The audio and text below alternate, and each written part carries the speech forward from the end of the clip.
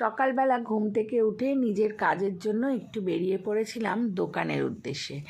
দোকান থেকে গিয়ে যাওয়ার পথে আমাদের সামনেই পড়ে মন্দির। মন্দির থেকে আমি সোজা চলে গিয়েছিলাম কিছু কারণে। কি করতে গিয়েছিলাম তার জন্য দেখো, সেটা দেখেই বুঝতে পারছো, রং বেরঙের ফল আর সবজি একটু বাজার করতে গিয়েছিলাম। কারণ এখন তো সবজিটা শীতকাল, খুব ফ্রেশ পাওয়া যায়, তাই প্রত্যেক দিনে যদি একটু সবজি কেনা যায় খুব ভালো হয়। তারপরে এই যে তোমাদেরকে দেখিয়ে দিলাম ঝোলাটা তুলে আমি কি কি বাজার করেছি। আর তারপরে একটা খুব সুন্দর টিফিনের রেসিপি তোমাদের সাথে শেয়ার করছি। যদি ভালো লাগে তোমরা একবার এটা করে খেয়ে দেখতে পারো। আলুগুলোকে সিদ্ধ করে নিয়েছিলাম, চাট মশলা, নুন, মিষ্টি, চিলি ফ্লেক্স, ধনেপাতা দিয়ে রেডি করে নিয়েছিলাম। খুব পাতলা করে একটা ময়াম দিয়ে লেচি তৈরি করে নিয়েছিলাম, যার মধ্যে তোমার ভরে দিলাম চিজ, এবং চিজ দিয়ে চৌকো করে ফোল্ড করে নিলাম।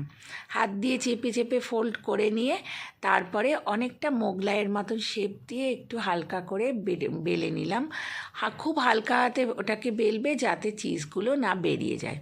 দেখো রেডি করে নিয়েছি। তারপর একটা ফ্রাইং প্যান বসিয়ে দিয়ে একদম গ্যাসের ফ্লেমটাকে কমিয়ে একটার পর একটা সুন্দর করে করে ভেজে নিলাম।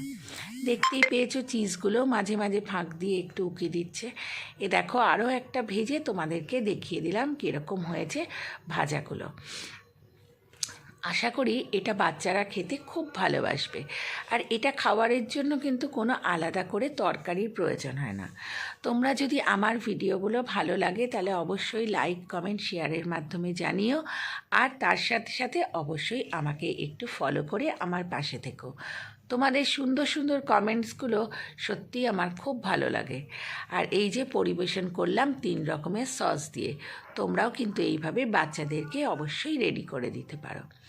আচ্ছা, কার কীরকম লাগে আমার ভিডিওগুলো সেটা কিন্তু একটু কমেন্টসের মাধ্যমে আমাকে বলো। তারপর বিকেল হতেই চলে গিয়েছিলাম একটা খুব সুন্দর জায়গায়, যেটার একটুখানি অংশ তোমাদেরকে তুলে ধরলাম।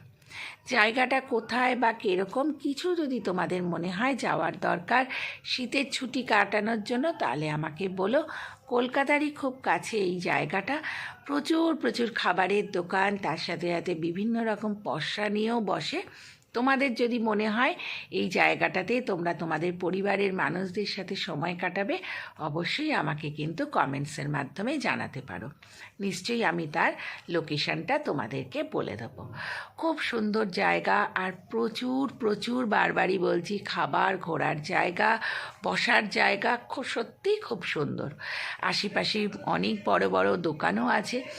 যাই হোক, সব শেষে দেখো আবার এর মাঝখানেও তোমাদেরকে কত খাবারও দেখিয়ে দিলাম। চলে গেলাম সোনাঝুরি হাট।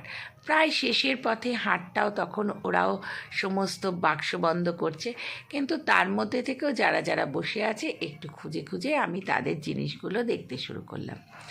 এই যে মূর্তিগুলো দেখছো, এই স্কাল্পচারগুলো কিন্তু সত্যিই অসাধারণ।